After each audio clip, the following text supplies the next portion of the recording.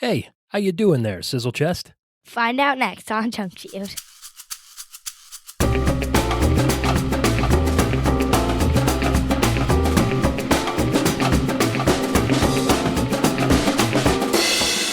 Aw, yeah, welcome to Junk Food, the podcast about junk food, where we rate and review mystery treats to determine which one will be the undisputed champion of snacks. I'm your host, Mike. Alongside me, as always, Alyssa. Hey, Dad. Hey, Liz. So, So, today, I don't have a dad joke, but what? I have an inspirational quote. Oh, okay. Let's hear it. Dear Math, grow up and solve your own problems. You know, you should get that, written out on one of those wooden placards that people hang on their walls, the ones that say, live, laugh, love. You could put it over your door, hang it in a kitchen somewhere, surrounded by some sprigs of, leafy greens or something. If I grow up to be a math teacher, which will not ever happen, but if it were to happen, that's the sign I would have. Well, that was allegedly not a dad joke, a joke you tell to your dad. If you'd like to submit a dad joke for Alyssa to tell me on the show. Or an inspirational quote. Or an inspirational quote. Sure, why not? You can send it in to us via Twitter at JunkFoodPod or via email to junkfoodpod@gmail.com. And Liz. Yeah. Welcome back once again to the world's yeetest podcast. And guess what? What? Happy New Year, Alyssa. Happy New Year's, Dad. Or, should I say, bud, Happy Chew Year. Huh? You know, like chew, like food, like chew your food. Happy Chew Year. Okay. Because this is a food podcast. Happy Chew Year. Happy Chew Year. It's 2023, Alyssa, the year of the snack. I can't believe that it's already 2023. Yeah, I might have just made that up. I don't think there's a year of the snack on the Chinese calendar, but this is the year of the snack. It is January 5th. That's not exactly New Year's Day. We're a little bit past it. It's a little bit late, I think, to still be saying Happy New Year to people. What do you think about that? No, I think you can still say it as long as it's still, if it's someone you haven't seen in a while. Yeah, if it's the first time that you see somebody in the new year, you can say Happy New Year to them. Yeah. Is there a statute of limitations to that, though? Is it you can do that up to the first, 2 weeks of the year, and then past that, you just get on with it? Yeah. Yeah, you think so? It's 2 weeks is the cutoff, I think? Yeah.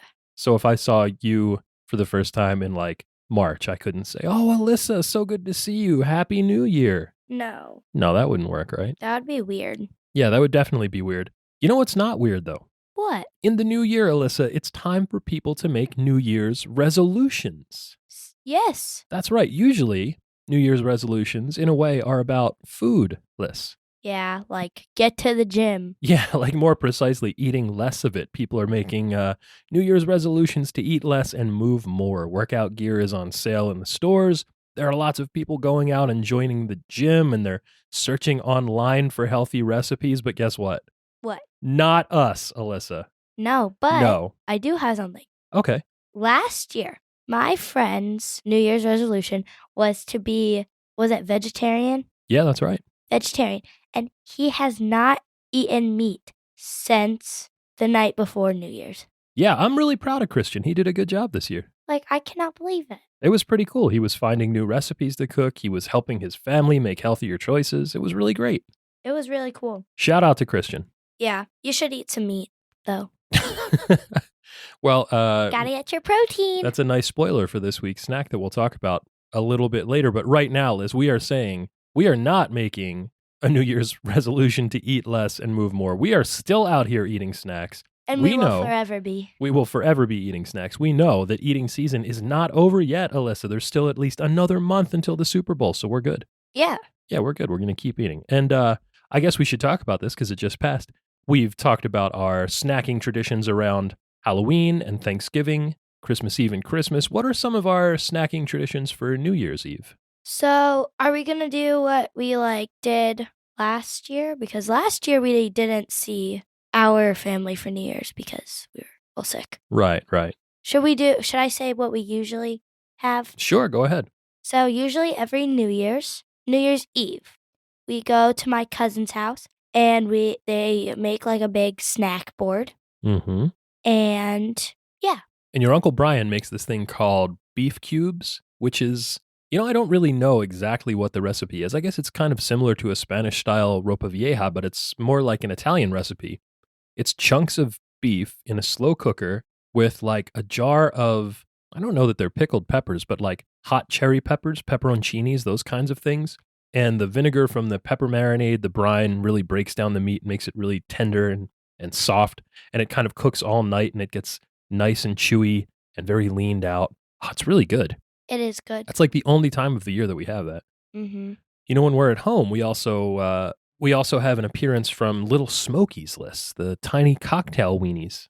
Are those the one that Cool brought? Yeah, Uncle Cool brought And those we over to Ella's launched house. them into the woods. You burned a few over the campfire and launched them into the woods. Yeah, we do not roast them over an open flame inside the house, of course. Usually we'll just kind of simmer them for a little while, sometimes in a sauce. I found this really good recipe when I was living out down in the South, and you put into a slow cooker, like a crock pot, a cup of ketchup and a cup of brown sugar and a cup of beer, like any kind of beer, and then a package of Little Smokies, and you let them simmer all together. It's really good. First, you burn the glizzy. Then you launch it. Oh, boy. Oh, yes. Is that a thing we're going to have to do on Alyssa Explains It All?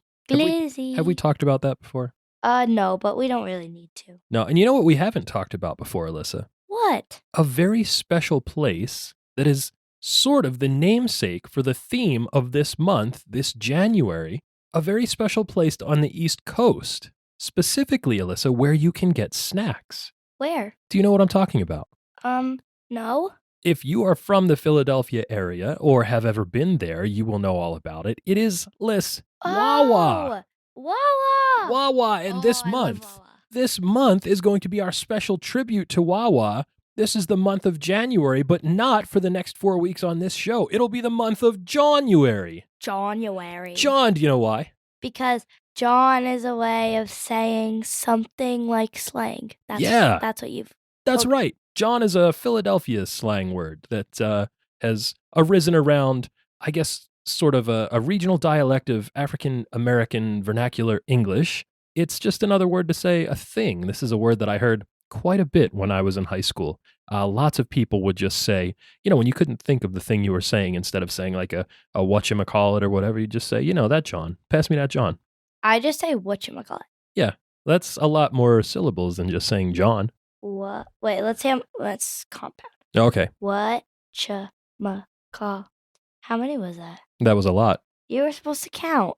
Oh, I'm sorry. I was doing the counting for you. All right, ready? Go ahead. Whatchamacallit. I'll say that's 5. Okay. Okay, 5 syllables in whatchamacallit. Jawn, 1 syllable. I think Jawn wins for efficiency. Yeah. It's a popular word now, obviously. If you go to the boardwalk in the Jersey Shore, you can get all sorts of T-shirts that have the word Jawn stylized on them. There are some like Philadelphia sports team bootleg T-shirts that will have that word instead of the name of the team stylized in the graphic, the font that they use for the team, like the Phillies or the Eagles or the Flyers or the Sixers. If you drive around Philadelphia, there are some billboards that have the word on it. I think some of the big snacking conglomerations have picked up on that. There were some Jawn allusions in some of the beer billboards around the Super Bowl season last year. What was there? Yeah, there were like billboards that would say like, I'm making this up, but it was like Bud Light, give me that Jawn or something like that. Something silly, trying to pander to the people in the city. Oh. Yeah, and regarding Wawa in particular, we're going to talk in detail about the history of Wawa and what it is next week. I'm a big fan of not doing your origin story in the first issue. That's sort of like an old comic book thing for me. Doing what? The origin story, like, where did this thing come from? Superman's origin story is he was rescued by his father from the exploding planet Krypton, sent to Earth to be raised by the Kents in Kansas, that kind of thing. Oh, yeah. Yeah, but I like to actually do the thing that you're doing first, get a taste of what the actual content is, and then go back and tell the story about how it came to be later. So, like, I don't know, if you're already familiar with the hero and the setting and the context, it makes more sense that way later. You get more out of the story when you understand where they came from. Yeah. Do you read any comic books, Alyssa? It's like, what is a comic? Did you just say, what is a comic book? Yeah. Oh my gosh. I know what a graphic novel is. Okay, well, they're kind of the same thing. A graphic novel is like a longer feature-length kind of comic book. So like Watchmen, for example, is called a graphic novel. It's a more heightened way of saying a long comic book. Oh. So what are some of your favorite graphic novels then? Well, I've never read a graphic novel, so... I think you've read a lot of graphic novels. Oh, I thought you said comic. My favorite graphic novel is, well, I haven't read them in a while, but the last one I read was like a while ago, and it was something by like, what's it called? Smile? Yeah, Smile was one. That's right. And then it was like Guts. Guts, Smile, that like series of young adult graphic fiction novels, right? Yeah. Those were pretty good. They're really funny. I think I'm probably going to have to bust out my crate of comic books so that you can see what some classic gold and silver and bronze and modern age comics were, and so you can see exactly where things that you know, like Superman and Spider-Man and the Avengers, all came from. Okay. Yeah, I think I have some of my favorite issues in there. I think we can check out the Green Goblin origin story from Amazing Spider-Man number 40 from 1966. I've got a copy of that. The Green Goblin. The Green Goblin, that's right, from the Spider-Man movies that you know. Oh. Yeah. Also, I think probably my favorite single issue of a comic book is called The Fight for the Right to be Superman from Superman 406 in 1984. Superman becomes a professional wrestler. That's pretty on brand for me, huh? Yeah. Those are like two of your favorite things. That's right. I also like, and you're going to like this too. I think your brother will like this as well. It's a parody comic called The Amazing Spider-Ham. I have issue number 1 of that. It's Spider-Man, but he's a pig. That's funny. Yeah, if you remember the movie Into the Spider-Verse from last year, John Mulaney played Spider-Ham in that. Yeah. And there's going to be a new Spider-Verse movie coming out this year in 2023. Spider-Man? Across the Spider-Verse. Wait, an animated Spider-Man movie. Oh, that's cool. Yeah, it's going to be really awesome. And I think, hopefully, it'll have Spider-Ham in it. And Liz. What? Spider-Ham being a pig made of meat reminds me of this week's snack. Oh my gosh, me too. Up next on Junk Feud, it's beef jerky. Alyssa, what do you know about beef jerky? So, you guys are going to find this surprising. I have never had beef jerky before. You've never had beef jerky before? Nope. Oh my goodness. Well, this is going to be a great episode. Unless, of course, we are doing beef jerky today in Jawnuary, because beef jerky is like the exemplar of the type of snack that you would get at a place like Wawa, a convenience store. Now, in the modern era, a gas station, a place that if you're on a road trip or you just need a quick stop to top up your gas tank and top up your belly with a snack, you can find something like beef jerky. Or to tinkle. Of course, or to tinkle, as my grandma would say. I love saying that word. That's just so much more silly. It is 100% silly. You know what's silly, Liz? What? The history of beef jerky. Yes. Actually, the word beef jerky itself is kind of silly, and we'll get to that in a moment. But the history of beef jerky, very, very fascinating to me, because drying out food is the oldest form of food preservation because it requires no additional ingredients, no special instruments. You simply leave things out and let nature take care of it. That seems good. Yeah, it dates back to about Cro-Magnon times, 40,000-ish years ago. Currently, the USDA, United States Department of Agriculture, says that dried meat recipes have been known since at least ancient Egyptian times. And in fact, Liz, you'll like this. In 2013, there was a preserved, dried, salted meat that had been preserved with the resin from pistachio plants. It was discovered in the tomb of Queen Tiye, the wife of Amenhotep III of Egypt. That was a lot. Yeah, it was a lot. But it shows us that the ancient Egyptians thought that dried, salted, preserved meat, essentially their version of beef jerky, was so important that they were burying it with their royalty in the pyramids. That's cool. Yeah, and the ancient Romans also made something that they called copiette, which means little couples. It was 2 pieces of meat that were tied together. These were made from strips of smoked donkey meat. No. Not donkey. Yeah, donkey meat. Donkey. Roman donkey meat. No, donkey. Donkey. I'm saying donkey. I don't know why I'm saying that. Donkey. Say donkey. Donkey? Isn't it fun? Donkey meat. Oh boy. Who says that? I don't know. Well, you do now, I guess. Donkey. So that was in the ancient Roman times. The thing we know as beef jerky today probably dates back to about the 1550s, or at least that's according to the first written records we have about it. This possibly happened in the Andes Mountains in Peru, where the Incan Empire was. This was a way to preserve game animals that were hunted, but then were too big to be eaten all at once, like in some cases, things like llamas and alpacas, for example. Alpacas. Alpacas. Remember the alpaca farm? Oh, I didn't take you. I took your brother to the alpaca farm. There was, I think it's You keep closed now. saying it different ways. First you said alpaca, Uh-huh. then you said alpaca. Well, which one is it? Alpaca. Alpaca? Yeah, Well, what if I like to say alpaca? that's fine. Tomato, tomato, alpaca, alpaca. Potato, potato. Potato, potato. That's right, of course. The famous rhyme: tomato, tomato, potato, potato. Oh boy. Later on in the what's now the United States, buffalo, for example, would be hunted and turned into jerky, and in some coastal regions, even whale meat, Alyssa, would be dried out and made into jerky. So traditionally, this meat would be dried out by the sun or the wind or even smoke from fires, which would allow meat to be consumed later on after the hunt, for example, without risk of spoilage and thus risk of illness. And the Native Americans in what's now, again, the United States called sun-dried meat bapa, and then later they would find a way to pound it into dust and mix it with suet. Suet is like the hard fat cap from the loin of a cow. Ew. And they would mix the suet with berries, anything that they had around. And then that was called pemmican by originally the Métis tribe, Alyssa. What's the Métis tribe? It was a tribe of Native Americans. I think they Oh. were, I want to say Algonquin, perhaps. I don't remember exactly. Algonquin. Algonquin. That's fun to say. Algonquin. Algonquin. Alpaca. Alpaca, alpaca, tomato, tomato, potato, potato, potato, potato. Exactly. The Tasting History channel on YouTube with Max Miller did a really nice video very recently on pemmican, which some people have called meat hardtack. Remember we talked about hardtack, like the very hard crackers that would be put into rations for soldiers because they wouldn't spoil? Yeah.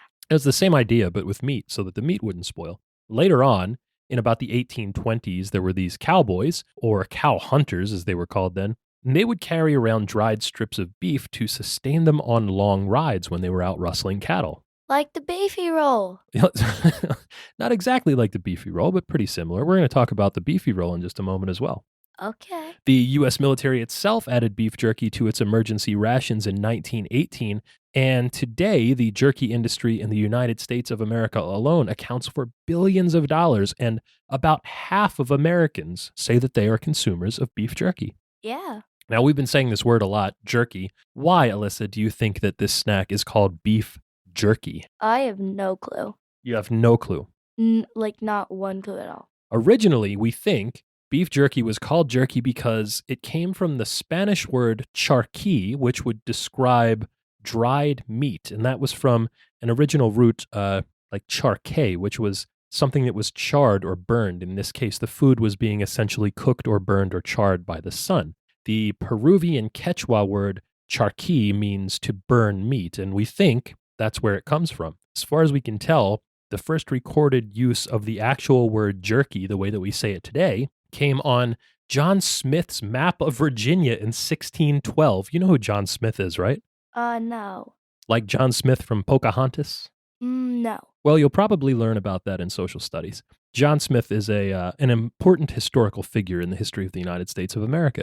And in 1612, on his map of Virginia, he wrote something about climate being as dry as the jerkin beef in the West Indies. And that was the first time that anybody had actually written the word jerky to talk about things like beef jerky from the original Spanish word charqui for dried meat. That's smart. Yeah. And then, of course, we see the recipes around the 1550s list. You know what else was happening in the 1550s? It was before Bella was born. It was way, way before Bella was born, sure. I can tell you a little bit. The city of Acapulco was founded in Mexico. I do not know what that is. I've been there. It's lovely. Chocolate was introduced to Europe for the first time. Chocolate. Yeah, Lady Jane Grey was beheaded for treason after claiming and then later abdicating the English throne. Who is that? She was a lady that said that she was the Queen of England and then decided that she wasn't, and everyone said, you're not getting away with that, and then they cut her head off. Oh. Yeah, that's right. Can we learn more about that? I think that we can. Not right now, but another time, sure. Okay. Yeah, maybe that can be a book report, and you can do it as a back of the box segment. Alyssa's stories about Lady Jane Grey.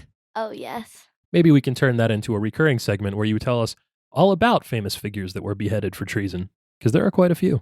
Okay. All right. Later on in the 1550s, Russia attacked Finland after breaking a truce with Sweden. That seems to be sort of like a trend for them. Okay. Later on, of course, Alyssa, in the 1550s, St. Francis Xavier died. I don't know who that is either. He was a famous figure in Catholicism. There's a dorm building at Seton Hall University that's named after him. And also your cousin's elf on the shelf is named Xavier. Oh. Yeah, so he was a very likable figure. Oh. And you know what, Liz? What? People like beef jerky as well. They like it for a lot of reasons, in part because it's very nutrient dense. Do you know what that means? No. It just means it has a lot of nutrients in a small form factor. The reason for this, of course, is that meat, especially beef, like the beef that's made into beef jerky, is mostly water. Like, depending on what cut you're looking at, anywhere from 60 to 75% water. So when you dry meat, obviously, you're removing all of that water, but all of the concentrated nutritional content remains behind. So you get like all of the nutritional value that you would have in a pound of beef in something like a quarter of a pound of jerky. So it's convenient, it's shelf stable, and it's got a lot of stuff in it that's good for you. That's good. Yeah, the big deal also is that it's a lot lighter, obviously, if you're getting rid of 75% water weight. So you could carry a lot of it if you had to move. And that's exactly what those cowboys were doing, is they were out rustling around the, I don't know, where do cowboys rustle, Liz? The countryside? Yeah. Sure, why not? Cooper had a shootout with Cupcake. Cooper, I'm sorry, what? The second you said something Western, I was thinking. So, you know how Chef Natalie Lewis makes the Instagram videos of Cooper? Cooper the dog, sure. Yeah. So we made one for Cooper, and we did a Wild West song. And he and Cupcake were having a little fight scene, and we have got it on video. It was the battle for the cat food, because Cooper wanted the cat food. Cooper the dog wanted to eat Cupcake the cat's cat food. Yes. And so they had a shootout, a Wild West style shootout. Yeah. Oh boy. Anyway, back to the podcast. See, and you know all about this, but you don't know anything about Lady Jane Grey. I've never heard of her, so yeah. Well, listen, Liz, before our digression about the dogs and the cats fighting over the food, we were talking about the nutritional content of beef jerky, which I'm sure everyone out there will agree is the most fascinating thing that you could possibly be talking about, especially when we're discussing very cute animals that are having Instagram battles with each other. Soleil. Oh, I'm not going to say it. Say it. Say it. You know what I will say, Liz? What? Probably that cat food that Cooper the dog wanted to eat was very high in lots of different vitamins and minerals. And in this case, the idea of mixing berries into pemmican, that Native American custom that we talked about earlier, would help them to keep their vitamin C levels higher throughout the winter. They were getting the vitamin C from the berries. Okay. Yeah, because fresh berries wouldn't be growing throughout the winter. So you had to find something to do from the months of November through February. And as a result, they would try to preserve their food and get their vitamins that way. I was just about to say that. Yeah, of course you were. I was about to say something with preserve in it. Very good. Hey, you know what you can do to preserve your diet throughout the year? What? Well, you could try to have a diet that consisted of only beef jerky. Really? Well, I mean, probably it's not practical. It wouldn't work out very well. There was a site that I found that said if you wanted to eat a diet of only beef jerky, that would be like 2,000 calories a day for 365 days. At current prices, that is a lot. That's right. At current prices for beef jerky, although you could probably get some bulk discounts if you really were going to do this, you would have to spend $42,000 a year on beef jerky to eat it for all of your meals all day, every day. Well, that's not as bad as spending like the money we spend on groceries every week. Is it? I mean, $42,000 a year is almost $1,000 per week. Yeah. So that's kind of a lot. We definitely don't spend $1,000 per week on groceries. No. You'd be eating like 5 pounds of jerky per day if you wanted to do that. To preserve your diet. That's right. And if you wanted to preserve the entire planet by feeding everyone on Earth only beef jerky all day, every day, you would need 15 times as many cows on this Earth as currently exist. Wow. That would be a lot of cows. Yeah. You know what's funny about cows, Liz? What? They fart a lot. This is actually something that I had to study in graduate school. The methane production of cows for a global environmental economics class. That's funny. Yeah, it was pretty gross. You know what's not gross, Liz? What? Guess. Beef jerky. Beef jerky. It's good for you too, though. It has lots of protein in it, just barely a little bit of fat, just enough to sustain you. Relatively few calories, if that's something you're doing, like it's January and you want to be healthy and you want to count calories. There is quite a bit of sodium, obviously. Mass-produced versions of beef jerky will have a lot of sugar in them as well. But overall, the tradition that was started in the Inca Empire of drying out beef to make beef jerky, it persists. It's good food. It is. Yeah. Well, actually, I don't have a say in that. Well, you're guessing, right? Yeah. Okay. Well, you're going to find out pretty soon. It is, in fact, Alyssa, associated with some interesting health outcomes, however. How? In 2018, there was a study by Johns Hopkins University. They published an association that showed that there was a relationship between nitrates that were used in meat processing for certain types of foods, like lunch meats and some mass-produced beef jerkies, and that there was a correlation of those preservatives, those nitrates, with manic episodes, Alyssa. Do you know what a manic episode is? No clue. It is a psychiatric issue. It's usually associated with something like bipolar disorder or schizoaffective disorder. Sometimes they can last for up to months. It's basically the appropriate way to say that someone has gone crazy. Oh. Yeah, it's not a very kind way to talk about it, but you know what I mean. Yeah. That's right. There have also been some instances of foodborne illness that is related to beef jerky, but in this case, not usually mass-produced beef jerkies, but homemade beef jerky. In 1995, in particular, there was a salmonella outbreak in New Mexico that was related to tainted beef jerky that made 93 people sick. Didn't you? Never mind. Didn't I what? No, I was about to ask something about Djibouti. Go ahead, ask about Djibouti. I've never been to Djibouti, by the way. I don't know. I have a friend that got malaria in Djibouti. That's what I was going to say. Yeah, I know. Isn't that funny? Mm-hmm. Shout out to Mike. Hey, you're Mike. Not me. It's a different Mike. Hey, here's something that's not actually related to beef jerky at all, Alyssa, but it was in the cold open. Have you ever heard of these guys, Alyssa? The Jerky Boys. Mm-mm. No, you've never heard of the Jerky Boys? Oh man, when I was in middle school, the Jerky Boys were like the biggest thing on earth. The Jerky Boys were a prank call comedy duo from Queens, New York. Two guys, Johnny Dad. Brennan and Kamal Ahmed. Yes. You were in middle school a long time ago. It was not that long ago. I'm not that old. My It goodness. was like 80 years ago. I was 100% not in middle school 80 years ago. Sorry. That would be 79. That would be years pretty ago. funny, though. If you were Oh, Alyssa. if you're like an 100-year-old man making a podcast. Well, if I was a 100-year-old man making prank calls and recording them, I would sound a lot like Saul Rosenberg, who was one of the characters that the Jerky Boys did. Johnny Brennan and Kamal Ahmed, as we said, they started prank calling unsuspecting people, and this was part of the genius of the act, responding to newspaper classified ads in 1989 in character as these people that they made up, like Frank Rizzo, Saul Rosenberg, who we always already spoke about, and then Tarbash the Egyptian magician. And they made these bootleg tapes of these prank calls that they would make, these comedy acts against these unsuspecting people. And somehow Howard Stern got a hold of them. Do you know who Howard Stern is? No. Radio's original shock jock, Howard Stern? No.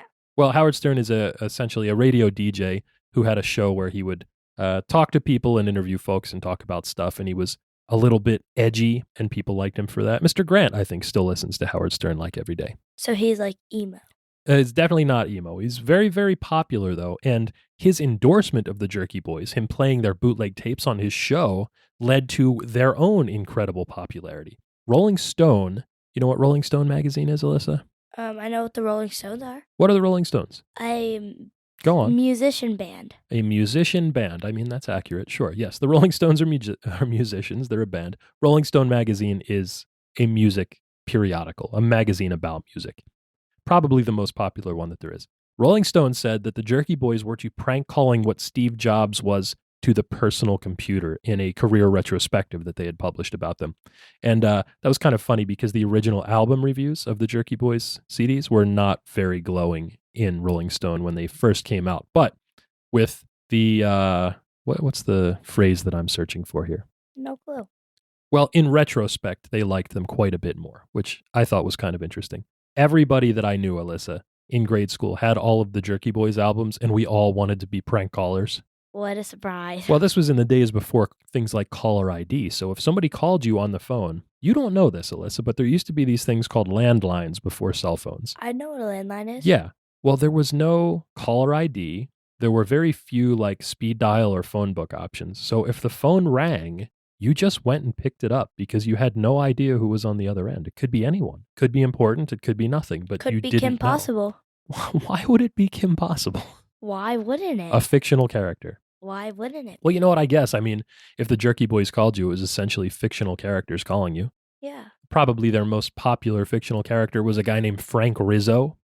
I feel like I've heard of that before. Well, you've heard the name Frank Rizzo because the real Frank Rizzo used to be the mayor of Philadelphia, but this guy just shared the same name. He, in character, was a gruff would-be auto mechanic from New York. He would call people things like sizzle chest and smart mouth and stuff like that. Is that why you called me a sizzle snort? Yes, yes, that's exactly why I called you a sizzle snort, which is not a thing that I said. What did you say? It was close, though. A sizzle chest. That's right, because that's a thing that Frank Rizzo would say on the Jerky Boys album. Those albums, Alyssa, were incredibly popular. They sold 8 million records. That's a lot. 8 million people? 8 million albums they sold. 8 million records. Wow. 8 million copies of Jerky Boys albums. That's a lot. That's more than I can count. That's right. They also were famous enough to have a feature film, a movie about them in 1995, which actually kind of sucked, but had a really good single on the soundtrack, which was a song called Gel by a band called Collective Soul. Bow now now. Yeah, so the Jerky Boys were not very serious, obviously, but Alyssa, people are super serious about actual jerky, about real beef jerky. Me too. How do you know? You've never had any. Because I see it in Mom's stocking every year and I get stoked for her. You get excited for Mom because she gets beef jerky in her Christmas stocking? Oh, yeah. And you've never tried any? Nope. Interesting. Well, here, Liz, are some people that make beef jerky. The Texas A&M University, one of my alma maters, Alyssa.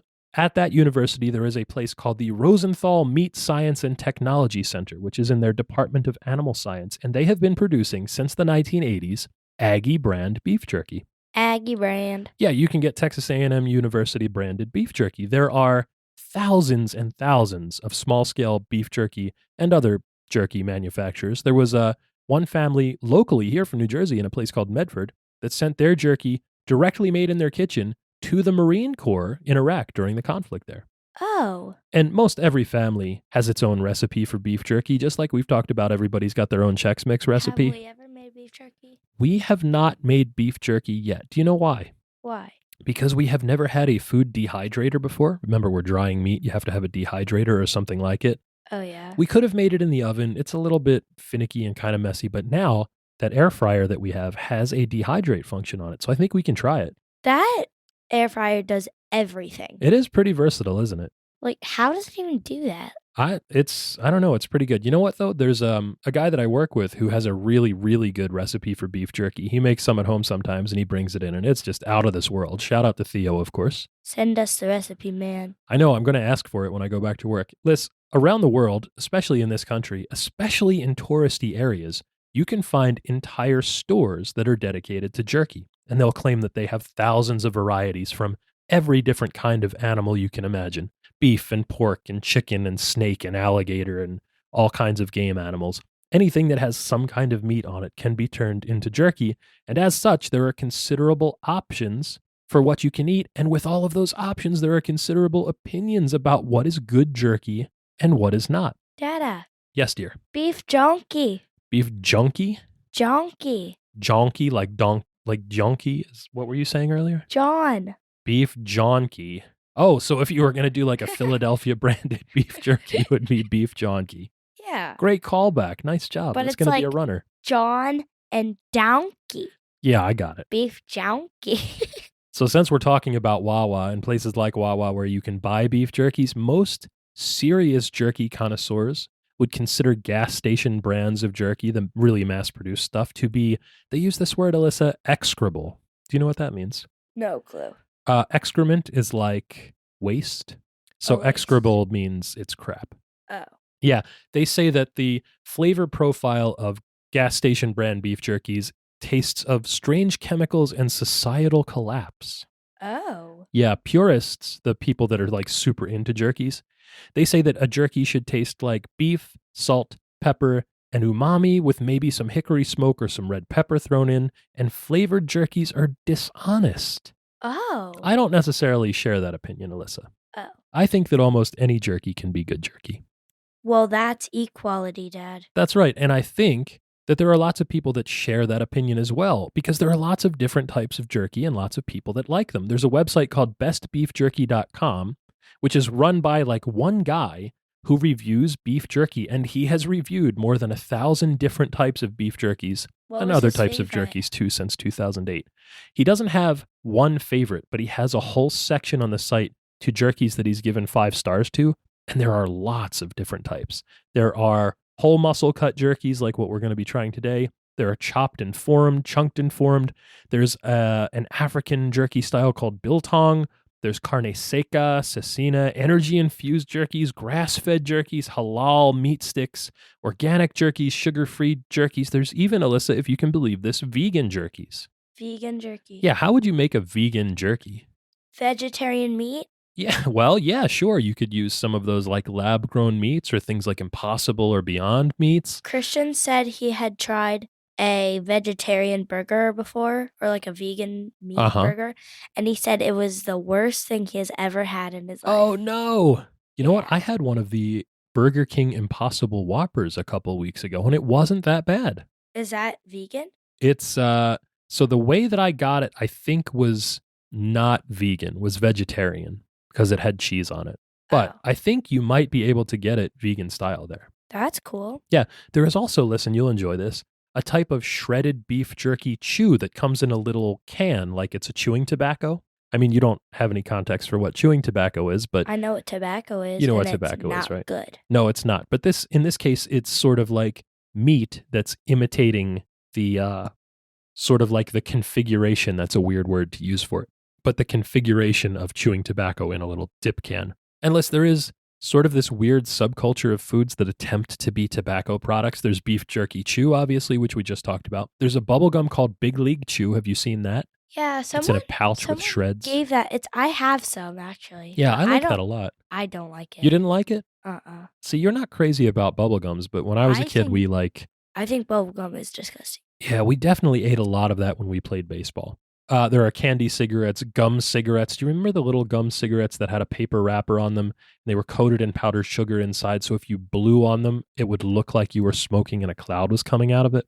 No, because yet again, I do not like gum. Yeah, it's amazing that this kind of stuff was and continues to be marketed towards children. And then, of course, one of my all-time favorites that I would get from the Frailinger's Saltwater Taffy store on the Ocean City, New Jersey boardwalk, licorice pipes. Oh, yeah, you still get those. I love those. The red ones are the best. They stopped making them for a while. They're back again with a new recipe. It's not exactly the same as it was when we were little, but they're still good. Oh, that's good. And of course, we talked about the different ways that you can make beef jerky and the different recipes. Like I said, similar to Chex Mix, every family has their own. I went on YouTube to try to see who was making different types of beef jerkies, and all of my favorite food YouTubers have their own recipes for beef jerky, of course.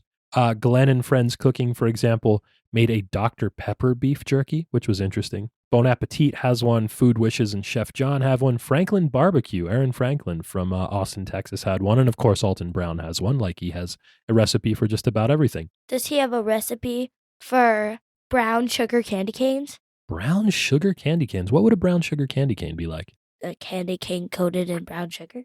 I think probably you could make a candy syrup from brown sugar instead of white sugar. It would be sort of like a deeply flavored, almost a caramely molassesy candy cane. That would probably be pretty good. Maybe next Christmas we'll do that.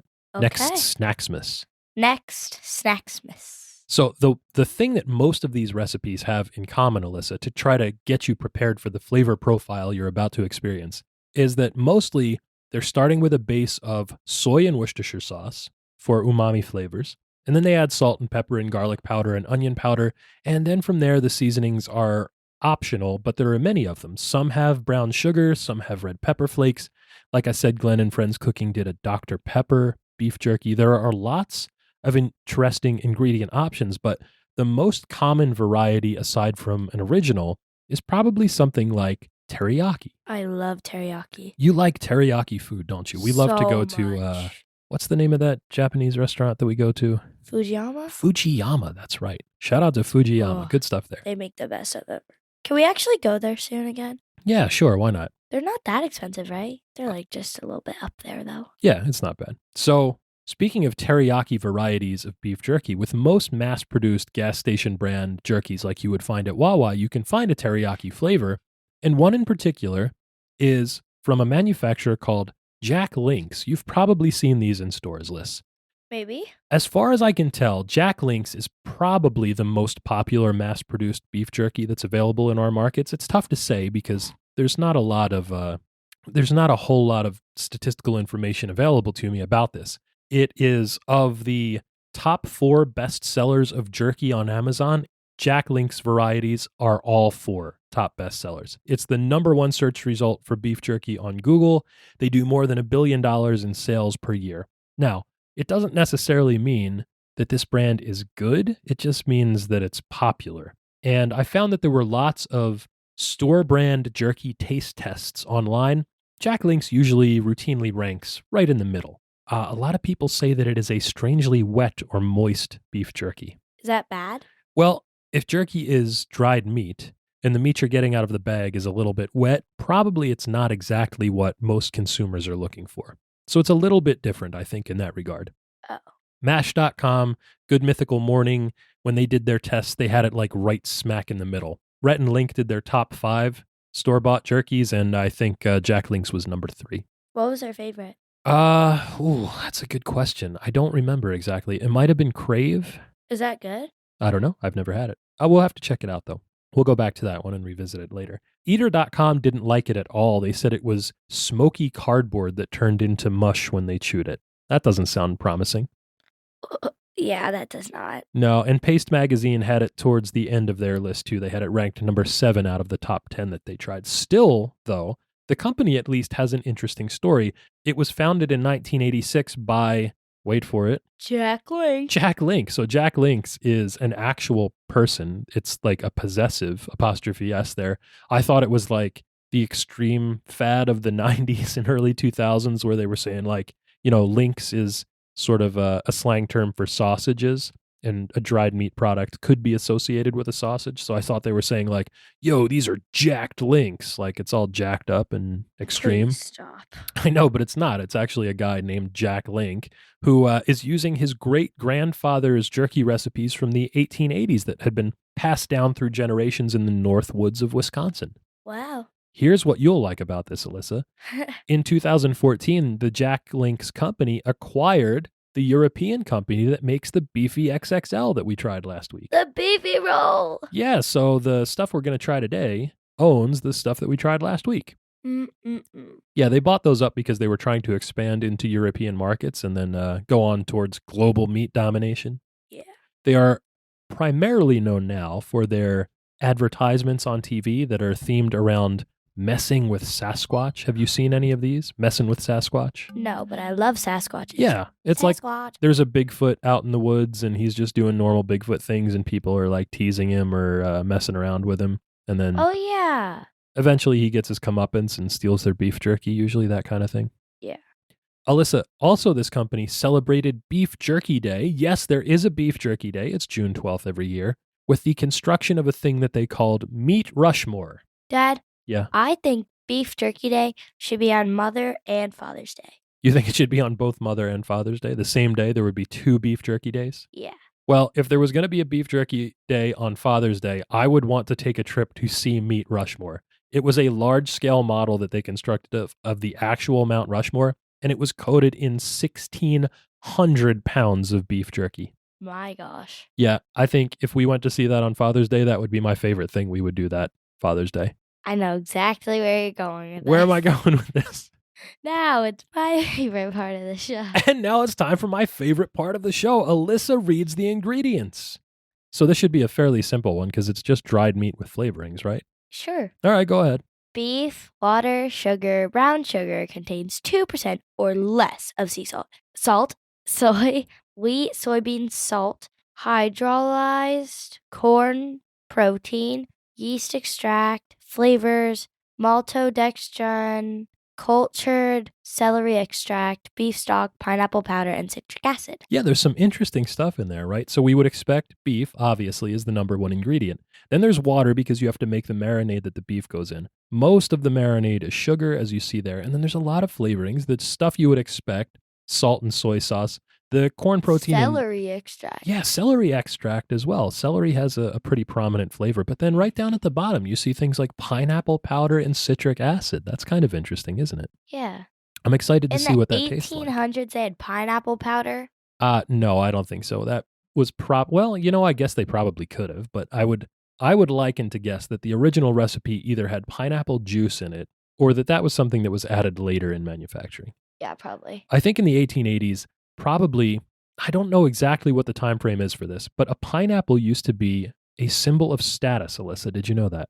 No. If you go down into the South and you go into like sort of ritzy parts of South Carolina, for example, around Charleston, you will see that on the gates of some larger mansions, they will have wrought iron pineapples carved in because pineapples were so rare and so perishable that if you had one, it means you probably paid a lot of money for it. So in some big house parties, people would get pineapples and they would like put them on the mantle to sort of signal to everyone that they were rich and could Hey afford to have a guys, pineapple. I'm rich. Oh yeah, I got a pineapple. Look at its crown. It is a slay queen. That's right. Like pineapple influencers existed back in I want to try this. I don't know if it was the 1880s, but you're ready to try some beef jerky, aren't you? Yes. So let's get to the rules of the game. Junk Feud is a culinary clash to see which treat will be crowned the undisputed champion of snacks. It's a King of the Mountain style battle in which the reigning champ takes on a new challenger each week to see which snack reigns supreme. And Alyssa, the reigning defending undisputed champion of snacks, is Banana cream pie. Banana cream pie. Banana cream pie won the title last week on my birthday. Listen, this is going to be its first title defense. Oh yeah. It's still my favorite food. I don't think anything can ever beat it, Liz. Yeah, that's why we had a very hard decision. Yeah, so choosing here's the problem with that. Does the invulnerability of banana cream pie, in my estimation, does that make it like a superhero white meat baby face like a John Cena or a late 80s Hulk Hogan? Or does it make it like a monster heel, like a big Van Vader, like somebody that can never be toppled? The words that are coming out of your mouth do not make sense to me. So when you say stuff like slay and mid and That's all that kind of cap. stuff, That's cap. and cap and I say things like white meat baby face and monster heel, we are basically just talking past each other. That is cap, Dad. Well, listen, let's not cap any further. Let's just get right down to it. Today, we are going to try some Jack Link's beef jerky, original variety that we bought at the Wawa down the street from our house. At the Beef Jonky. At the Beef Jonky. It's the most popular brand of store-bought beef jerky as far as I can tell. It's available pretty much to everybody everywhere, so I think that's a good indicator of like what beef jerky is. Now, it's not necessarily the best beef jerky, probably, and, whatever small batch stuff you get from your guy up in the hills that makes it in his shed out in his yard is probably better, but you can't buy that at Wawa, so here we are. Yeah. Okay, are you ready? Yes. So here is Alyssa in the red package, Jack Link's beef jerky. And while I'm opening this up, I think I should say that, Alyssa, it is... Crunch time? Yeah, it's crunch time. We rate our snacks using a tier list from sprinkles to fun dip, so snacks can be graded A, B, C, D, or F, with the very best treats earning the elusive S tier ranking. The following contest is scheduled for one serving. One serving. And it's for the undisputed championship of junk food. Junk food. Here we go. So we're ripping the red package right open. What does it smell like? It's very, very smelly. You can smell it right away. It has a strong odor. It smells like spiced meat, right? Basically. Yeah. I mean, the smell is omnipresent as soon as you open this package up. We are looking at a 3.25 ounce bag of beef jerky. It says it's made with 100% beef, and there's 10 grams of protein per serving, which is pretty good. So here is a piece of beef jerky for you, your very first ever. I'm honored to be part of this with you. So take a look at it. What do you see?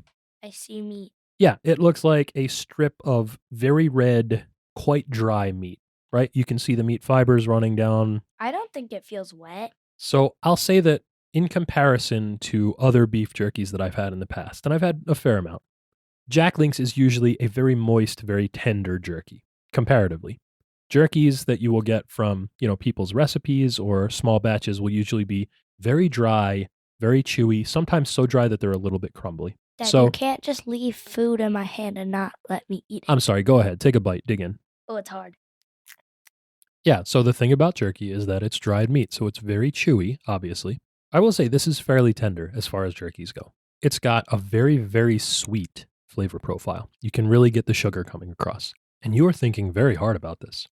And you are chewing very hard as well. It's so hard to chew. It's very chewy. Beef jerky is a chewy food. And I think in part, that's kind of some of the appeal of it. It's not a challenge to eat, but it is an eating experience. It's not like if you're out on the range riding around on your horse, you're going to be just shoveling this stuff in. It's like you have to deliberately eat beef jerky. So initial impressions, Alyssa, let's hear it. I think it's good, but it's not amazing. Yeah, and I think I would share that sentiment, especially about Jack Links. Now, beef jerky in general, I like a lot. It is an excellent snack. It's exactly the kind of thing that if you're going on a road trip in the car or a long flight and you want to be able to sustain yourself with something that is moderately filling, nutritionally dense, and also tastes really good, you have some hunks of dried flavored meat that you can carry with you. And Alyssa, for contrast and for comparison, we also have from Wawa teriyaki flavored Jack Links beef jerky teriyaki flavored. It says slow cooked with authentic teriyaki marinade. So let's see what it says. Teriyaki is like one of my favorite flavors in the world. So immediately you can smell, it smells similar. But it smells different. It smells similar, but slightly different. It smells like the Chinese place. It smells like teriyaki sauce. So here's a piece for you. There's something in the bottom of the bag. Yeah, so every bag is going to have a little packet of silica gel in there, which is what's called a desiccant. You know what a desiccant is? No. It helps to keep it dry because part of the appeal of beef jerky, at least as far as its preservation, is that if it's dry, there won't be enough water activity for bacteria and mold and fungus and things like that to develop. So as long as you can keep the water level down, it'll stay fresh or, fresh in air quotes for a pretty long time. So here's teriyaki beef jerky. What do you think? Hold on. So I'm looking at the ingredients and they both seem to be like almost exactly the same ingredients. The original has the corn protein and the yeast extract and the teriyaki doesn't, but they both have beef stock, celery extract, and pineapple powder. So that's kind of interesting. The only sort of like fudgy part of this is that they both just say flavors, which could be natural or artificial. And that's where you can get the new flavor profile. So to me, I think the teriyaki is much better. I think the teriyaki is better too. It tastes like teriyaki, which is a thing that we know. The beef jerky flavor profile, the original, is just like, I don't know, sweet, salted, dried meat, which again is not bad, but I like how this like falls apart easier though. I don't like how it's so hard. So I like how this one's a little bit easier. So that might just be a function of the piece that you chose. Some are going to be really tough. Some are going to be very chewy. Some are going to be like super tender. And if you bite across the grain to shorten the meat fibers, you can get like a nice bite with a good chew out of it without really straining your jaw. All right, so here's an interesting thing that I found. I didn't want to just try Jack Links, but they were the most popular. I think they're the one that most people will readily identify with. Like you can go into any store in America that sells beef jerky, and you can see the big red bag of Jack Links, and you can say, all right, that's what beef jerky is. But when I did a little bit of digging to see what the best jerky you could get at Wawa was, obviously nobody said Jack Links. They said there's not a lot of variety, not a lot of choice, but if you can try it, if you can find it, get Old Trappers. Which is exactly what we have today here, So folks. I did. So we have a bag of Old Trapper jerky, which again, just looks like a bag of beef jerky that you got at a gas station. Let me smell it. We're going to open it up and smell it now. The smell, like, it smells better than the original Jack Links. This does smell better than the original Jack Links. I will say that this smell of this jerky, of the Old Trapper original beef jerky, Smells or Old good. Trapper old-fashioned beef jerky, smells like what I think jerky smells like. The Jack Links is good, but it has a lot of sugar in it. On Old Trappers, we're looking at, as far as ingredients, beef, brown sugar, water, salt, beef stock, corn protein again, vinegar flavorings, and sodium nitrite. So I should say, neither of the Jack Links varieties have nitrates or nitrites in them. Those are the things that the Johns Hopkins study says are associated with manic episodes. Here's a piece for you, Liz. Here's a piece for me. I'll say immediately, this is a drier jerky. It's a little bit firmer. Despite the drier feel, this is just as tender as the Jack Links, just as chewable. And I can see little flecks of pepper and seasonings on the outside. And in fact, also the distinctive crosshatch pattern of the drying racks that these were rested on sort of embossed or imprinted into the meat. This one's really good, actually. Yeah, this is good. Again, very sweet. Not as sweet as the Jack Links. Very salty, but tasty for sure. All right, so what do you think? You want to get to the bliss point? Yeah. Let's hit it. Let's have your final thoughts on these 3 treats we've had. We've got Jack Link's Original, we've got Jack Link's Teriyaki, we have Old Trapper's Old Fashioned. What do you think? That's really hard to swallow. But I think it has a good amount of sugar. Yeah, a lot of There's sugar, very sweet. A little too much sugar though. And for fat, well, it's meat. It has enough fat. Some, not much. Salt. I like the amount of salt they have. For the what was it called? The other one? Old Trappers? Old Trappers. That has a good amount of salt. Yeah, a lot of salt. I love salt. Salt is like my favorite thing. So yeah, but it's pretty good. So what do you think as far as rankings on the scale from sprinkles to fun dip for each of these 3? Okay, so I mean, I think for me, at least in order, Old Trappers was the best. Jack Link's Teriyaki was second best. Original was in third. Same for me. Yeah. But for the ratings, for the original Jack Link's, I'd give it probably like a C. Okay, that's an average snack. I'd accept that. I think C plus for me. A little bit better than average. I'd rather have beef jerky than most other things. Teriyaki, I'd give that maybe like a B plus. I thought that was really good. Okay, nice. I think B minus for me, just slightly above the original. And then for the oh my goodness, I cannot remember the name. Old Trappers. Old Trappers. Okay, for the Old Trappers, I'd give it maybe like an A minus. I think we're in the same ballpark there. In fact, I think we are exactly aligned. I would also give the Old Trappers an A minus. Really good snack, well above average. Beef jerky is excellent food. It's like when I think of a snack, if someone says run into Wawa and grab me a snack, I'm thinking chips, I'm thinking tasty cakes, I'm thinking beef jerky. Yeah, peanuts, exactly. Like these are snack foods. This is exactly why we did this show, to be able to talk about stuff like this that we love. I'm glad you got to try beef jerky and that you liked it. This is really great. If you had a budget and you could buy 3 items at Wawa, what would you get? Oh man, only 3 things? Uh-huh. What's my budget? Well, there's no budget. Like an unlimited budget? Yeah, just like 3 things though. Well, I think we're going to talk about this next week, but like if I can only get 3 things at Wawa, I'm getting a turkey and cheese hoagie. I'm getting a bag of chips to go with that, probably like Zapp's Voodoo chips maybe, and then a half gallon of peach iced tea. That's like a whole meal. Dad, the slushie. Oh yeah, Coke slushie. Oh, Coke icy for sure. That's on my list. Yeah, that would be good too. But I think in terms of just things that you can get only at Wawa, a half gallon of peach iced tea. Yeah, for sure. Okay. So, Liz, we gave our rankings. We like Old Trappers the best. We like Teriyaki next, and then we like the original after that. But oh man, even an A minus is not going to be enough to get it done against banana cream pie. Sorry, guys. No way. Which means, Alyssa, your winner and still reigning, defending, undisputed champion of junk food, banana cream pie. Banana, BANANAS. That's right. And Liz, what? We don't have anything for the Oreo rule yet, but yeah. I think maybe within the next couple weeks we might have something. I think there's something brewing on the horizon. Definitely. But that means it's also time for us to ask an important question, something we ask each week on this show. Will it deep fry? Will it deep fry? Can you deep fry this week's snack? And I looked up deep fried beef jerky, and in fact you can, of course. If you want to do the battered and fried thing, you could take some of this beef jerky right out of a bag. You can put it in a batter like a cornmeal batter and deep fry it. I don't know really that the textural contrast you get from the soft corn cake around a chewy, salty, sugary piece of beef jerky is going to be really good, but there are some Asian cuisines, I'm thinking of Cambodian, for example, or Thai, that have deep fried strips of beef that are spiced in a similar manner to beef jerky. So it's kind of like the same thing. There are these crispy fried beef sticks or chips. There's deep fried Thai beef sticks, Cambodian beef jerky, which is fried. All of those things are options.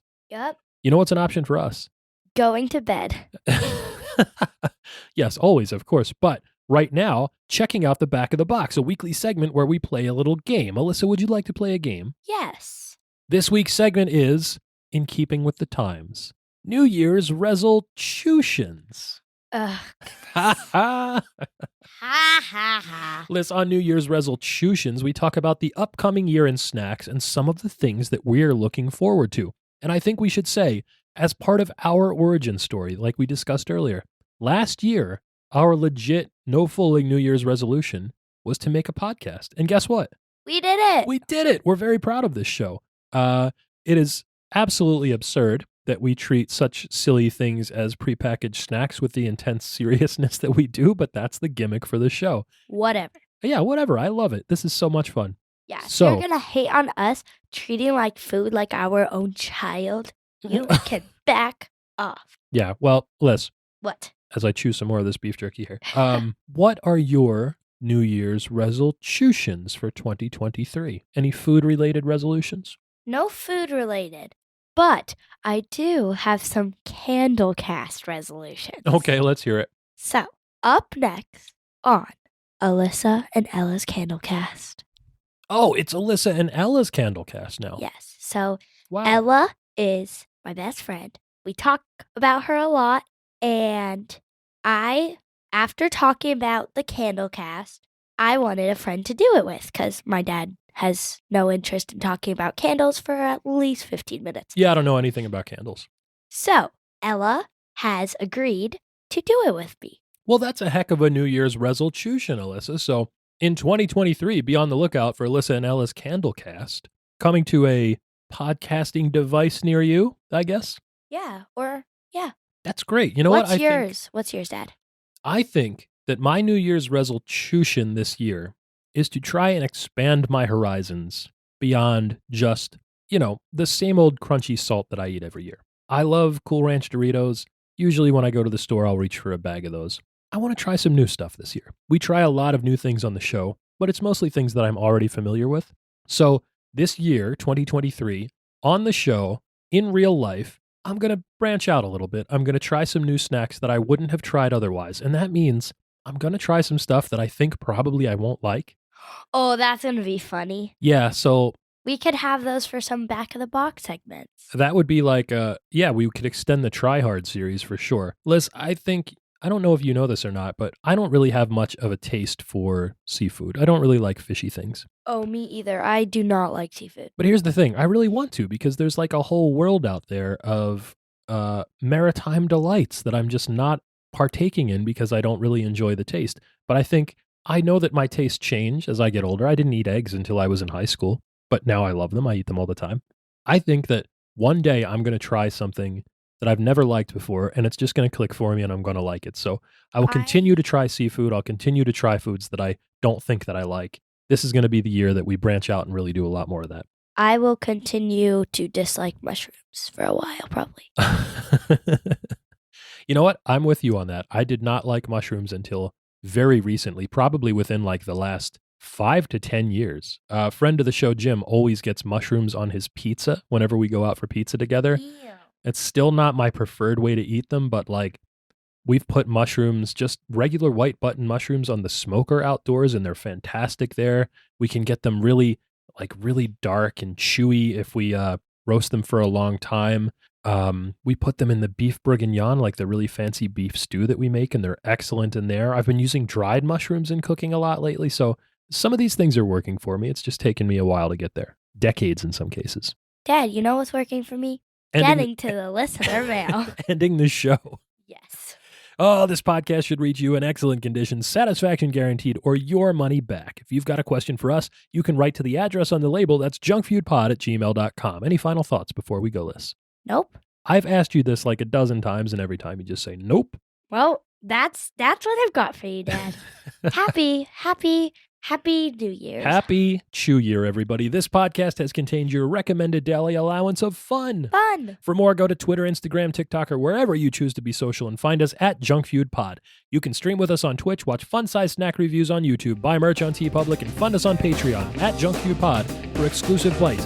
And don't forget to catch all the snaction each and every week right here, wherever you listen to podcasts. Until we see you again, for Alyssa, I'm Mike. Hasta lasagna. Don't get any on ya. Bye. Happy New Year. Happy Chew Year. Beef Junkie.